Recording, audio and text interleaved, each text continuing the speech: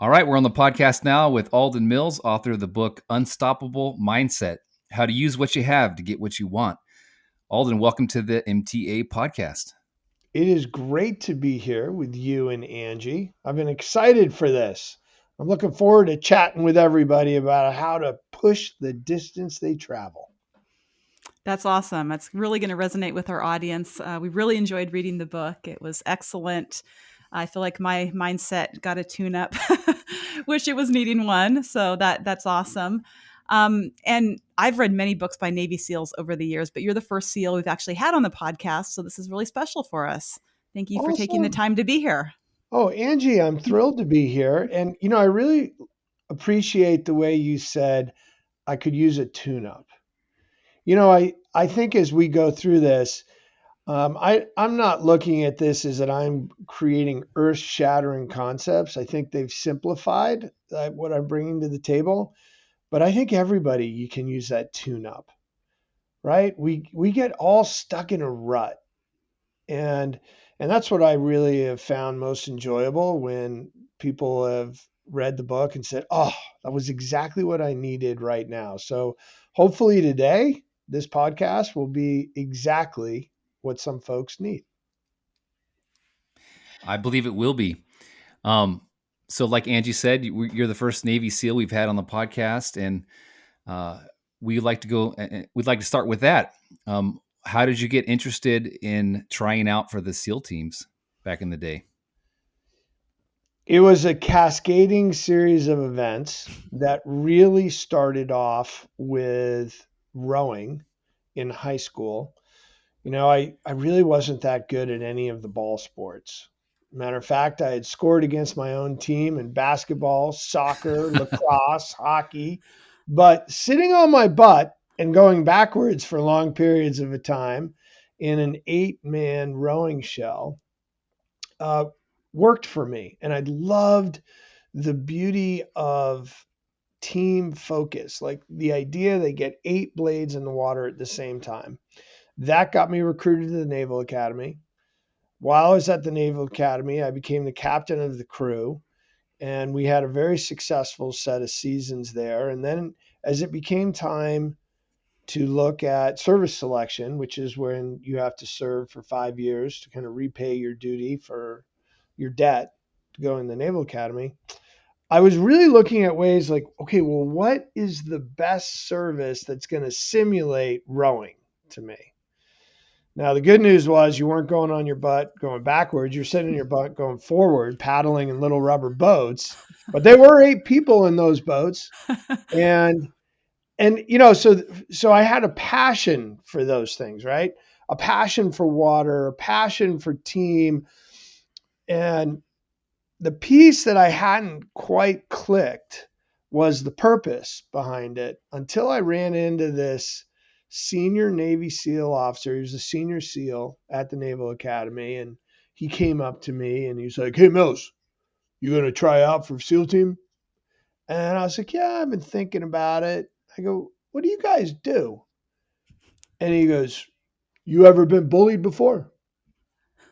And I kind of thought about it for a second. As a matter of fact, I had been bullied a lot because my mom used to keep my hair really long. Like people called me Shirley Temple because it was so long and curly.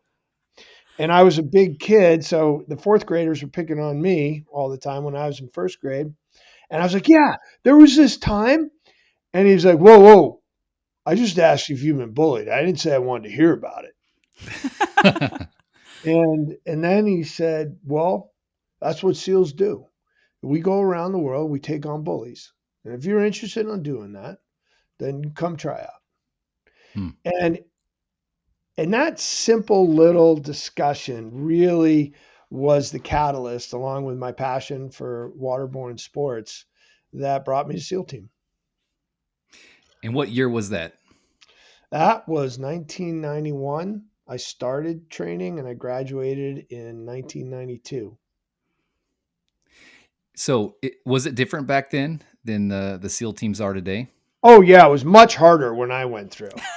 That's what they all say. Much harder. And by the way, when you go through some of the really trying things like Hell Week. And Hell Week is this period of time from a Sunday to a Friday. They give you a total of about 3 hours of sleep for the week. Um, they would bring back SEALs who had gone through like in the 70s, right? And they'd be like, oh, it was snowing when I was going through training in San Diego, you know? So it's kind of it's a long-standing joke, but to be brutally honest, I think it's as every bit as hard, if not harder. It's become even more science-based. It's more professional. They're bringing more back from the field. Like it's every bit as good, if not better, than when I went through. I'm very So proud of what they're doing. that's cool. Since we're runners, long distance runners, and we like to hear about suffering and Yes. athletic achievement, can you describe Bud's training and Hell Week and kind of what you went through, what they put you through? Well, I'll tell you, for the case of, and I'm thinking of this from a marathon point of view, everyone please remember, SEAL training goes for about 30 weeks. Hell Week is now in the third week because they want to move it up so they don't spend more money training people that aren't going to make it. So when I went through, it was in the sixth week. All right. So that's one change. But the other thing to understand is that when you go through Hell Week, you're not, I'm sure you're doing the equivalent of a couple of marathons that week, but the longest run they ever have you do is 14 miles. But that's a 14-mile timed run and it's outside of Hell Week. That actually happens uh, during second phase. SEAL training is broken in three phases: first phase, second phase, third phase. And Hell Week is the major event in the first phase. And during that time period, everything you do, you have to bring your rubber boat with you, to Hmm. include going over the obstacle course. Like you got to haul that boat everywhere. Goes to, if you get to go to the dining hall, goes to the dining hall with you in the middle of the night. Like, so the suffering there is 3 8-hour shifts of Navy SEAL instructors that are fresh and rested, and they're teaching you cold water training, which means surf torture. You're going to sit there for long periods of time. You're doing boat races in and out of the water. You're doing a lot of calisthenics. You're doing a lot of things that people would be like, what's the point of this? And that, by the way, getting to think like that is the point of that stupid exercise. Because when you start to realize, well, there's no real point to this, why should I keep doing it? Then the negative hypothetical is created. And they go, well, this is stupid. I shouldn't keep going. And then they end up finding that moment of weakness and quit. Hmm. So a lot of the things they do in Hell Week, if I were to describe a single one, you'd be like, well, that doesn't sound that hard, right? That one thing. But when you do one thing on top of another, and throw some stupid things in there like inchworm games in the mud, you you're so broken down and you're so exhausted that you will you can find yourself very quickly slipping into, why am I doing this in the first place? I will say one other thing. There is a 14-mile paddle on Thursday night. That's the last night of Hell Week. And it starts in San Diego Bay. And by the way, there is now like a relay race out there today that they do this. Um, People who are not SEALs, like they do it as a fundraiser, and it's called Going Around the Island. So you start in San Diego Bay and you go out of the harbor, and then you come back over to where you started, but on the other side of the beach. Are you with me? Mm-hmm.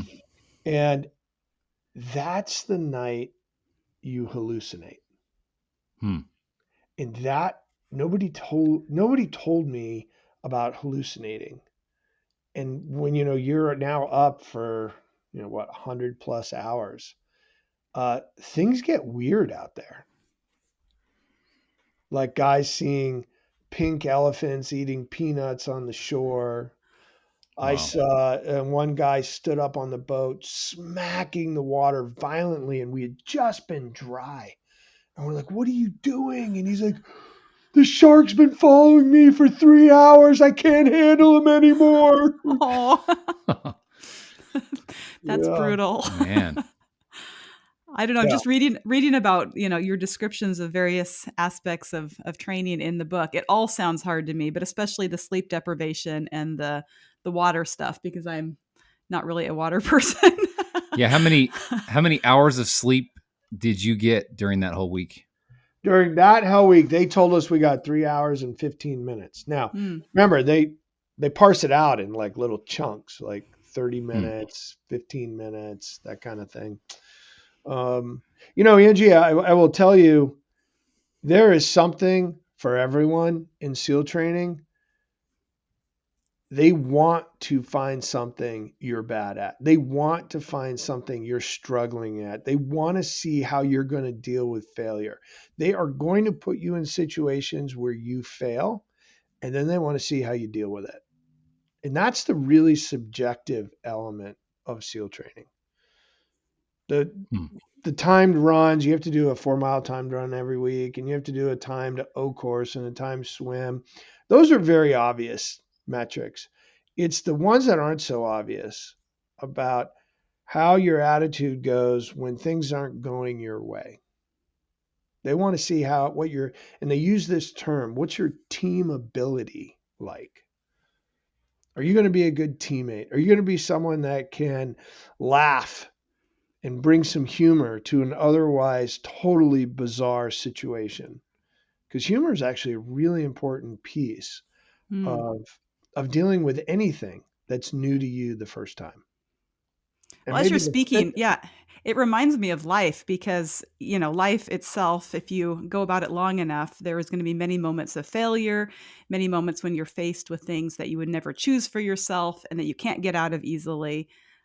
So, it's, definitely as a Navy SEAL, I'm sure they are preparing you for real world situations that you're going to have to, you know, overcome insurmountable odds and think on your feet and all of that.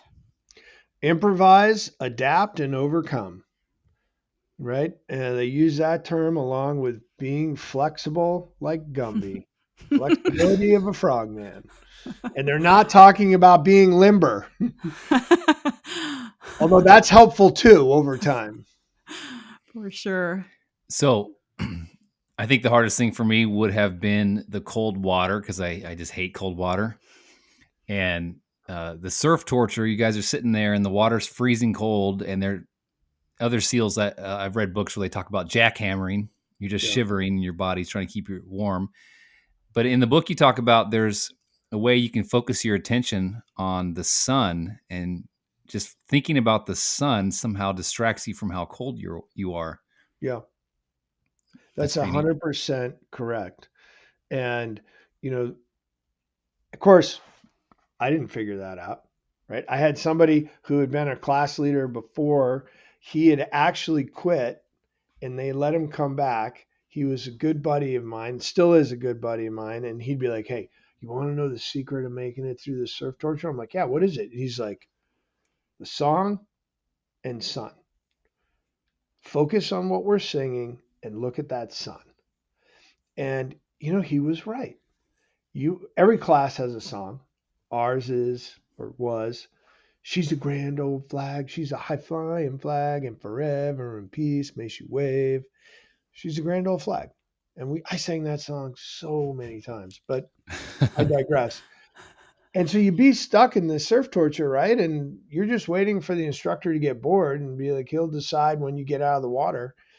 And the more you focused on the words, and then in between each of the waves crashing over your back, you could feel a little bit of warmth right there and be like, "Oh, there's warmth on my cheeks."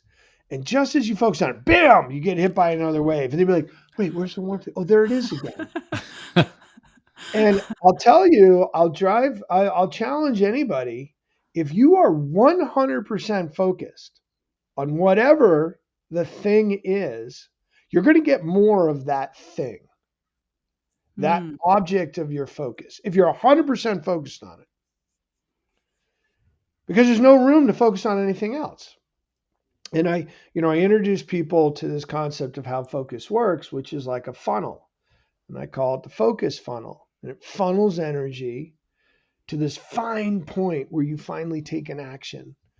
Now, on its simplest level, that's pretty easy to understand. But the other piece of it is the funnel is porous. All of our funnels are porous, right? It gets little holes off to the side, and some of the holes are externally made from other people telling you what you should experience or what you can or can't do, to the internal drivers, which are mostly fear-based. Doubting, can I really make it to the next 5 miles of this race, or the last couple miles, thinking of it from a marathon point of view, or and I would encourage, as we're talking about this, thinking about, Angie, I know you've done 70 plus marathons, but remember when you were just doing your very first one and asking yourself, can I do this? Can I get through this? And your training, you probably never ran a full marathon right before that, right? You probably did maybe 20. Yep. And Exactly. then you're wondering, like, can I get to those last 6? And that's a piece that I really want everyone to understand.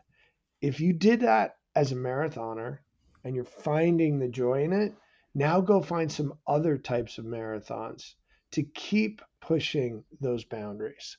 And I'm using marathon as a metaphor for other areas of your life, right? Use the marathon as a place that gives you joy and energy, and then be like, all right, what's a new marathon I can run on top of these other ones I've already done? Mm, that's a really good thought. And, kind of like thinking about, as you're talking about the song and the sun, as you are taking on new challenges, like having a song on your heart, kind of like how mantras are so important, you know. 100%. And I can think of many different races where I've had a song running through my head most of the time. And, most of the time it's been one that's encouraged me and helped me. And then finding that bright spot in your life, even if things seem often very dark around you, like finding that one bright spot. What is your sun in the situation? I think that is a really powerful concept. I love that. I need to rewrite the chapter now, Angie. I love that. Yes. Yes. That is exactly correct. Right. And I talk about mantras later in the book, and it is such a wonderful piece. Like, you keep your heart open and you keep that song that gives you that energy, that mantra, and you keep your focus on what you can do. Wow. Watch how your destiny changes over time Mm-hmm. and the people you impact. Right. So you've had a long career to work this out, in many different fields. You've been very successful in business as well. But did the seeds of this begin to grow when you were going through Bud's training? Like, you started to learn how to shift your mind to the positive?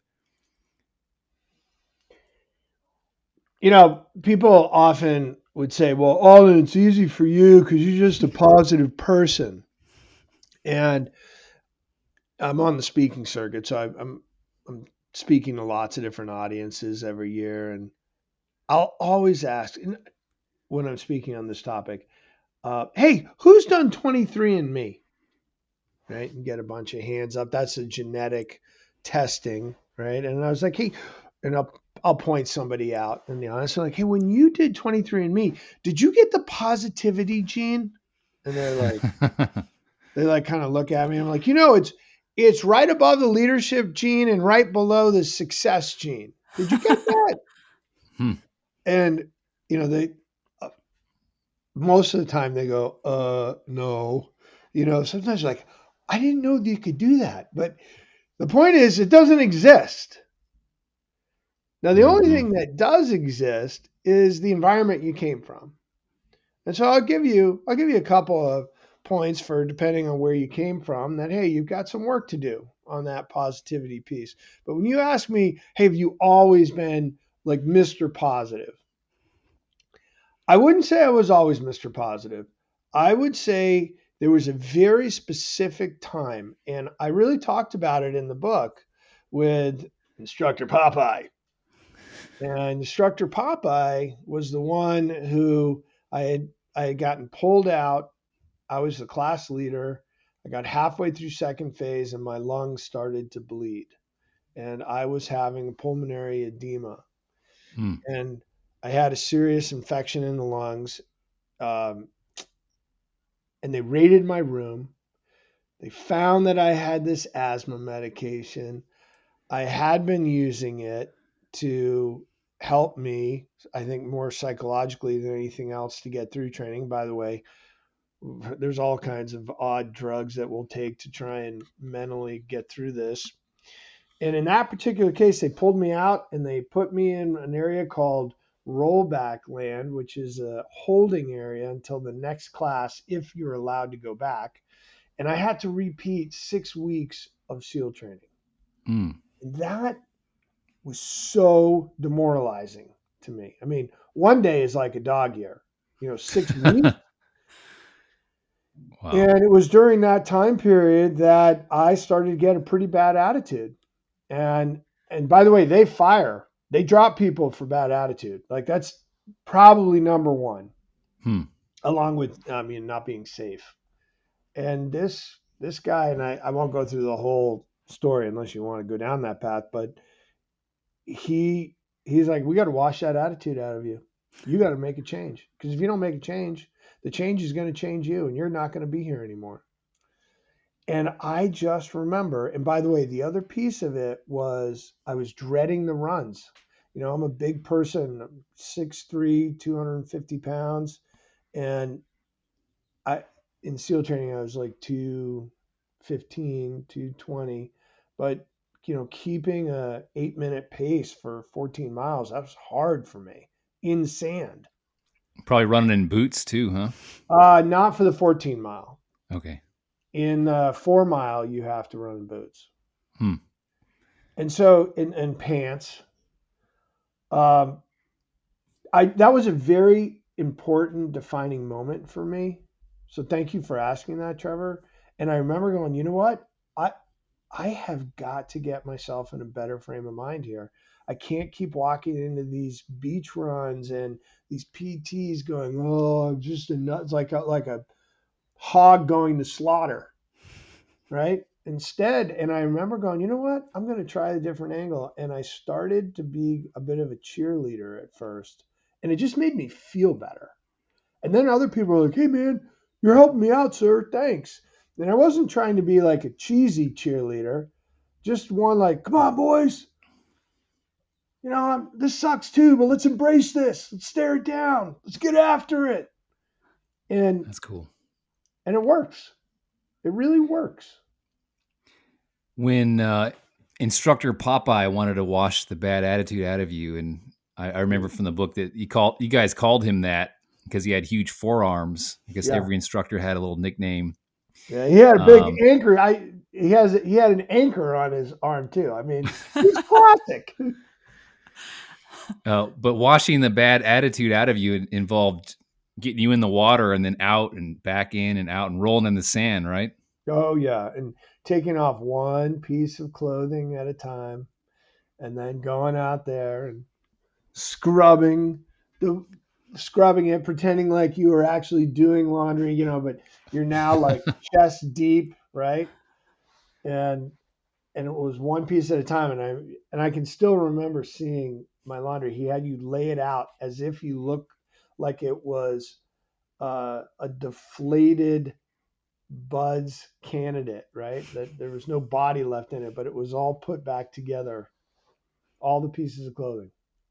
Flat Alden, right? Yeah, flat Alden.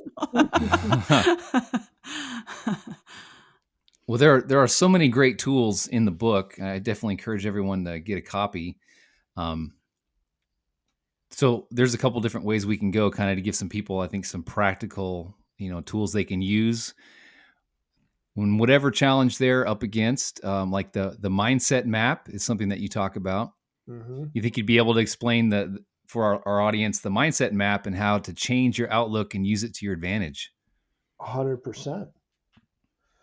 So the mindset map, I want people to understand there are three things that we can really control. And you got to boil these things down.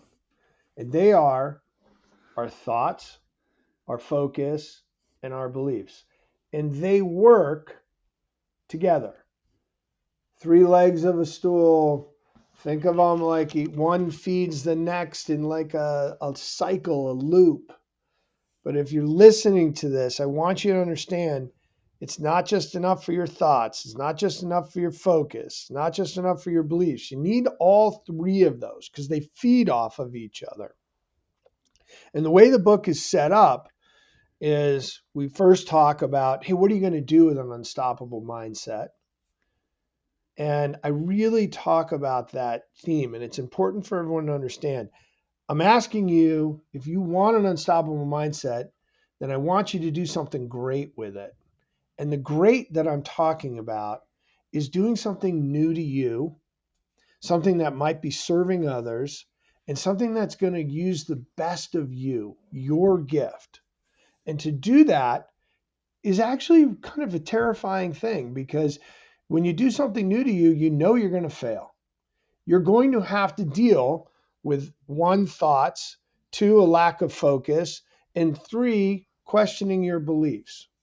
Now, I want to break those three down. Is that good if we go through those, Trevor Yeah, and Angie? definitely. Yeah, perfect.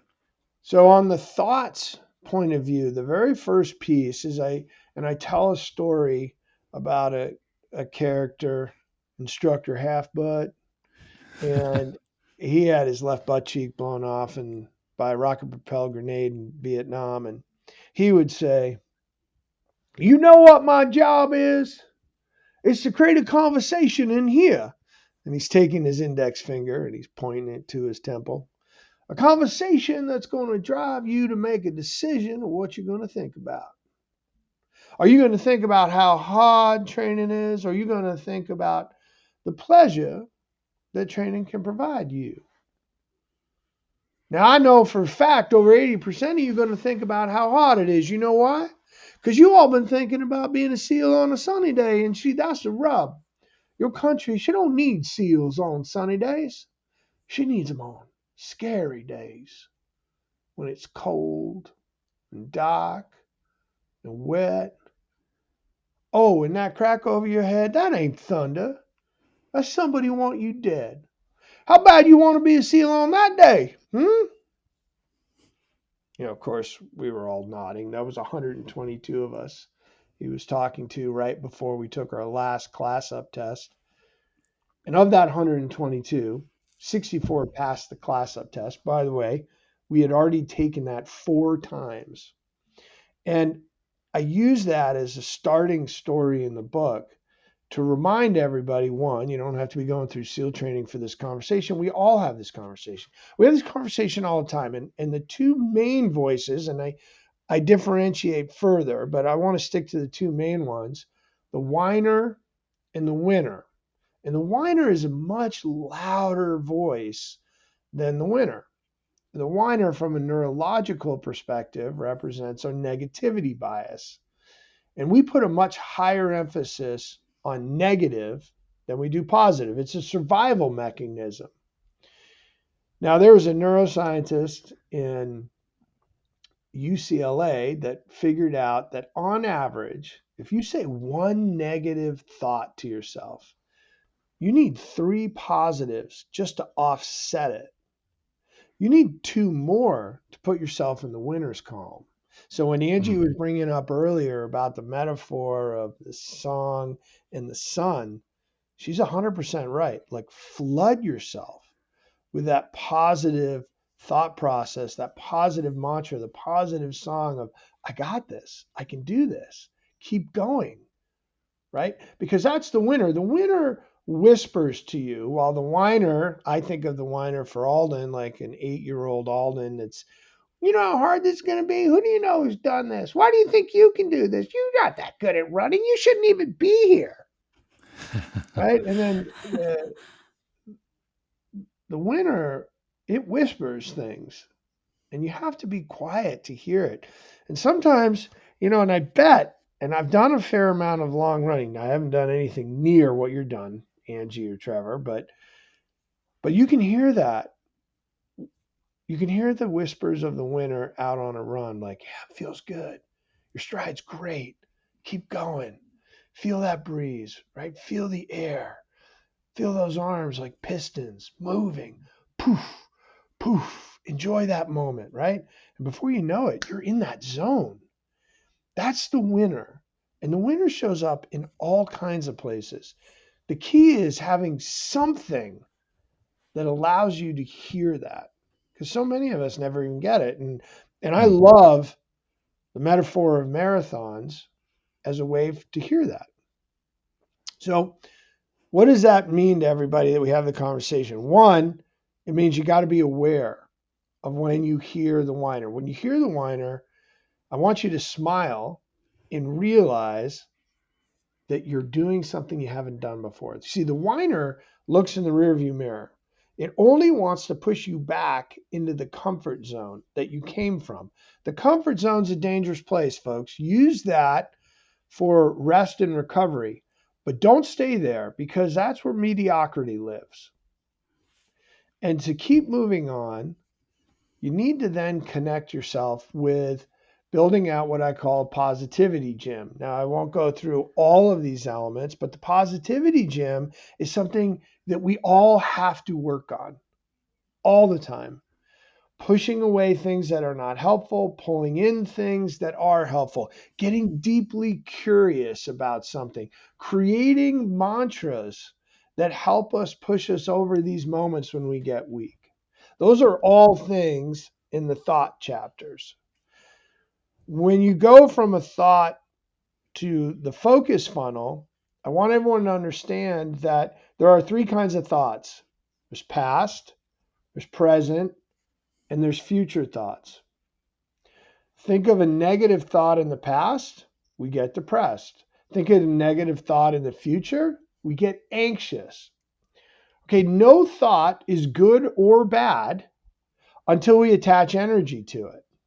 The moment we select a thought and then start focusing on it, that puts energy into it. Now the thought has impact. The thought generates a feeling. The feeling stimulates an emotion. Emotion is nothing more than energy that needs to get in motion. And if we don't move that emotion, then we feed it. And it can weight us down like putting rocks in a backpack if we don't move those emotions. That's how focus and thoughts work together. And it's very important to understand that concept. You're in charge. You're the captain of your body. You get to decide which thought I want to put energy to. And I already talked earlier about how that focus funnel works. And I also happen to love acronyms, and they've created this chapter called Focus, Focus, and it's all about the 5 key focus elements. So I turned focus into an acronym. One of the ones I'll share today is called building an outcome account. That's the O of focus. And the outcome account is literally getting you to understand both the negative and the positive of whatever the future situation is. Let's say you decided that you're going to finally do your first marathon and it's kind of an ugly day, or you're tired and you're like, I don't think I'm going to do the 20-mile run today. I'm going to back off on it. And then you think to yourself, well, wait a minute, if I back off on that and I don't finish the actual marathon and I've raised money to do this thing in the first place, how's that going to make me feel? And how's it going to make the people that I care about most who've given me the money to go do this race in the first place to help push me beyond something that I'm not sure I can really do? That is called envisioning. And learning how to build your own movie studio of outcomes is a very powerful tool in helping you push beyond what you originally thought was possible. So now to the third. Am I talking too much? Because you got me on a roll here. No, this is awesome. Yeah, doing good. So the final piece of this is now we've got a thought, we've attached it, put it in the focus funnel, and we've taken our action. We went out and we ran our first 20 miles and we had to walk the last 3. And we're like, oh my gosh, maybe I really can't do this. Maybe everyone's right. Everyone's been telling me there's no way I'll ever be able to run a marathon. And of course, by the way, most people who tell you that, they've never done it themselves. Right. Right? So don't forget about that, folks. There's a whole discussion on that in the book too, about who you need to listen to. But here you are. You ran 17 miles and you petered out and you had to walk the last 3. And so now you're looking for a reason to believe. Can I really do this? Or am I going to focus on those last 3 miles and what I couldn't do? Believing is so important because it starts like a seed. The belief is a seed. And if we start to give it fuel, it turns into a behavior. The behavior over time then turns into a habit. So it goes belief, behavior, habit. Here's the great news. Beliefs are in our control. We can change our beliefs. Beliefs are nothing more than something we have associated as true. That's it. We have decided it is true. Every time I run 20 miles, I have to stop for the last 3 miles and walk. We've accepted that as a truism, a belief. And then when I get to my 17th mile, I look at my watch and go, oh, now I have to stop and walk. It's a belief I've accepted. Until Angie and Trevor come along and tell Annie, who keeps stopping at the 17th mile, hey, just slow your pace down. Slow your pace down and punch through that and do a couple of little sprints in the middle and for between telephone poles to just shake out lactic acid out for you and stretch it out. And you got this, Annie. And I can tell you right now, we're gonna run to the 18th mile, and then you can slow it down and you can go. And then all of a sudden, Annie thinks she's gonna stop at the 18th mile. She's like, wait a minute, I'm good. I feel good. And Trevor and Angie hang out with him, and she can hear him in her ears. And she's like, I got this. I'm going to use the same mantra that Angie uses when she gets stuck when she's doing her 75th marathon, because she still has that challenge. How did you know? And so Annie finds belief from people that she trusts. And I'm betting that the two of you have helped a lot of people push through that very same paper ceiling that we all have called limiting beliefs. Now, beliefs fall into 2 different categories, right? They can be, I guess they can fall into 3. They're neither helpful nor hurtful, but the ones I'm talking about are limiting or empowering. And sometimes beliefs were helpful at some point in our life, but they're no longer helpful anymore. And we got to change our belief. And I think that is one of the keys to having a really epic life is we got to keep up with our beliefs and make sure that they're the beliefs we want to use to keep pushing ourselves forward, whatever marathon we run. I'm kind of envisioning this as a belief garden, and every once in a while you have to go out there and there's going to be weeds growing up. And those are kind of, those negative, hurtful seeds that have somehow gotten in the soil that we've watered. And those have to be pulled up, and to cultivate the things that you actually want there. Because, I know in my life, it feels like those hurtful thoughts or beliefs, can be really sneaky and they can get in there and start growing. Really, you don't feel like you're giving them a lot of attention, but, I don't know, like that negativity bias, I guess, is one of the reasons they get in there. So kind of having to do like a mind audit every once in a while. Or like you said at the beginning, a mindset tune-up. And Angie, I am looking forward to reading your book. I'm not kidding you, because you're exactly right. It is like a garden. Now I can't remember if I said this in the book or not, but your brain is like soil. Now, yeah, you did. Yeah. I did say that, right? It's like soil, and you can grow potatoes, petunias, or poison ivy in there. Okay. I know if you're a real horticulturist, you'd be like, well, you need different kinds of soil, but you get my point. Yeah. Right? Okay, maybe not pineapples, but I'm trying to stay in the alliteration of this. But the soil doesn't really care. And the only thing that I can say where the soil kind of breaks down is our brain does care a bit. See, our brain really doesn't want to use more energy than it has to because it is a big energy sucking system.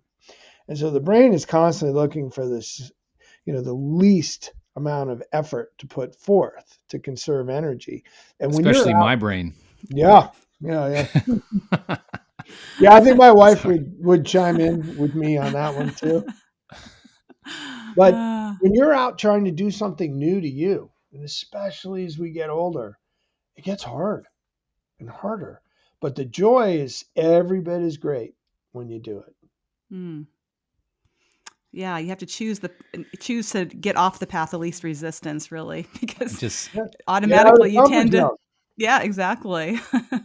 just saw a video clip yesterday of a 93-year-old man who finished a half marathon in Arkansas.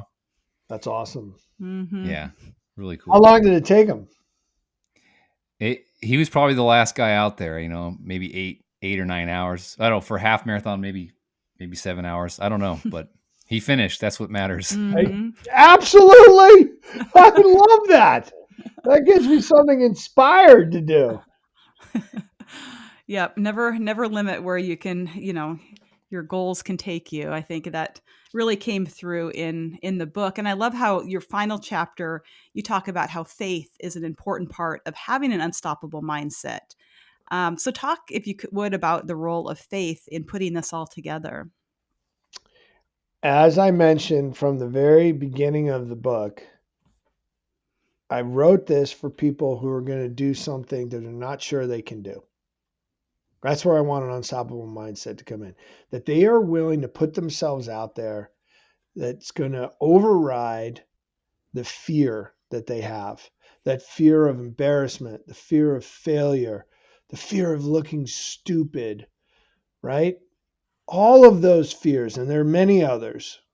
There are many other faces of fear. And when you're putting yourself out there to go beyond what you're not sure you can do, there will come a time where you're going to find yourself really stuck. And you're going to think, well, this is it. I have nothing else to rely on. And when you get to that point, and I would argue you don't have to wait until you get to that point, but don't you forget the power of faith. Now, before everyone might get scared off when I use the word faith these days, there are two definitions of the word faith in the Oxford Dictionary. The first definition is having 100% confidence in someone or something other than yourself. The second has to do with religious doctrine of faith. The faith I'm after is that first definition. You can believe in whatever God you want, whatever person, but the practice of giving, relinquishing of yourself to someone or something else is a very powerful tool to let go. And when you can let go and say, you know what? I don't care about what's going to happen to me. I don't care what's going on with the fear. I have faith that I will give my very best. When you get to that, that is a very empowering moment. And you will find that you will start tapping into that faith more and more, earlier and earlier, as you go for your new, bigger races of life. I was just thinking too, if you have maybe could riff on one more topic. Bring it. I underline a lot of stuff in the book, and a lot of times we are afraid to take action because we think we're going to fail. And when we fail, it stings, of course. And you have an acronym, since you love acronyms. There's a great one in the book, not me. Yes. When it comes to processing mistakes, you tell Yes. yourself, not me. Can you explain that to our listeners? 100%. And I also want to give credit out there, especially if you runners are looking to get even faster. I mean, my book can help you with that. But there's another book that I really enjoy reading, and it pains me to say that he's at West Point. I mean that jokingly. Rivals. You're right, rivals. But he has some wonderful tools on the performance mindset piece, and it's called The Confident Mind by Mm. Dr. Zinsser. And I had discovered, when you write a book, you're really pulling your belly button out and trying to understand, well, how did I do this? And what did I think about? Because I have made way more mistakes than I've ever succeeded, right? I've failed many more times than I've ever succeeded. And well, how did I keep getting back up? And I really have taken some of Dr. Zinsser's ideas and then purposed it into something that I would say to myself all the time, which was not me. Like when I make a mistake, the N, it's not representative. Mm. Oh, it was a one off. Okay, no big deal. Shove it aside. T, that's temporary. These mistakes aren't going to last forever. I can keep going. It's not me. When I build out a acronym, I'm only building out the acronym, one, if the English language will let me, and two, that's in direct association with what I want you to do. And in this case, when you make your mistake, when our our make believe Annie stopped at 17 miles to walk the last 3 miles, it wasn't her day. She was tired. She'd been up working with kids and doing all these other things, and she was stressed at work. And she let her focus slip. Hey, that's not me. I got this. I can get back out there. And oh, by the way, she tunes in to your podcast and she hears all the time about the struggles that Trevor and Angie and others have had at those final moments of the marathon. It's not me. It's not representative. It's a one-off. It's temporary. Pick whichever one. Pick all three, but it's not me. I can do this. I'll do it again. It's a great framework. Mm-hmm. I love it because so many people look at their mistakes and think that it's representative of them. They're just a failure. It defines them. Yeah. Totally the wrong thing to think. Mm. Not representative, one off, and Temporary. was the temporary. Yeah. Let's see. It's not like me to forget. There you go. An acronym. You have a very good memory. Well, we appreciate your time today, Alden. And when I got done reading your book, I thought, I have heard of this guy somewhere else. And I looked, we have like over 1,000 books at our home library. And I found on my shelf, unread, Unstoppable Teams. I'm like, hey, I got another book There we that you go. wrote. So you have a kind of an unstoppable series of books now coming out. Yeah, the first book that I wrote was Be Unstoppable. And that was really for my 4 kids. I thought I would just write it, self-publish 100 copies, but it was a just in case letter for my 4 kids. And that came out in 2013. And then the whole Unstoppable theme just grew from that because I didn't just do 100 copies. I ended up doing 30,000 plus. And, I love the theme about helping people be unstoppable by going after their dreams. Awesome. Well, after reading this book, I'm eager to read your other ones too, because it was really helpful. Well, thank you.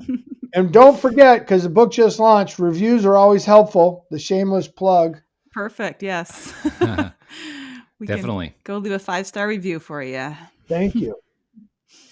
I love how you have your perfect push-up as your bookends up there too. Yeah, those are the reminders for me. Notice they're up there and not down here. I'm sure you've got another set that's more accessible, right? I do. Nice. All right. Well, thank you for speaking with us today, and congrats on the book. And here's to getting a lot of great copies sold and a lot of reviews. Well, I'm really most interested in helping people go after their dreams. Nothing is better for me than someone going, "Oh my gosh, I read your book and I finally did that marathon." I'm like, "Yes," because that can build to other things, Yeah, right? definitely. Yes. One Yes. thing leads to another, which is why I wanted to come on your podcast because I love what you guys are doing. Keep Yep. inspiring, Angie, Trevor. Okay. Yes, We will. sir. Carry on smartly.